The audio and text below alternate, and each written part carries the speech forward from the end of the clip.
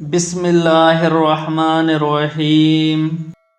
ابو عیاش رضی اللہ تعالیٰ عنہ سے روایت ہے کہ رسول اللہ صلی اللہ علیہ وآلہ وسلم نے فرمایا، جو شخص صبح کے وقت یہ دعا پڑھتا ہے،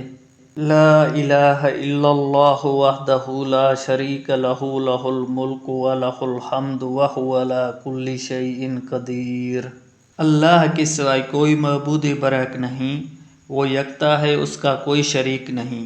اسی کے لیے بادشاہت ہے، اسی کے لیے ہر قسم کی حمد ہے، اور وہ ہر چیز پر قادر ہے۔ اس کے لیے اولاد اسماعیل علیہ السلام سے 10 غلام آزاد کرنے کے برابر ثواب ہے، اس کے لیے 10 نیکیاں لکھی جاتی ہیں، اس کے 10 گناہ مٹا دیے جاتے ہیں، اور اس کے 10 درجات بلند کر دیے جاتے ہیں، اور پورا دن شام ہونے تک اس کے لیے شیطان سے بچاؤ اور تحفظ ہو جاتا ہے، اور اگر وہ انہیں شام کے وقت پڑھے تو بھی اس کے لیے اتنا ہی اجر ہے، حتیٰ کہ وہ صبح کرے۔ کسی آدمی نے رسول اللہ صلی اللہ علیہ وآلہ وسلم کو خواب میں دیکھا تو اس نے عرض کیا، اللہ کے رسول،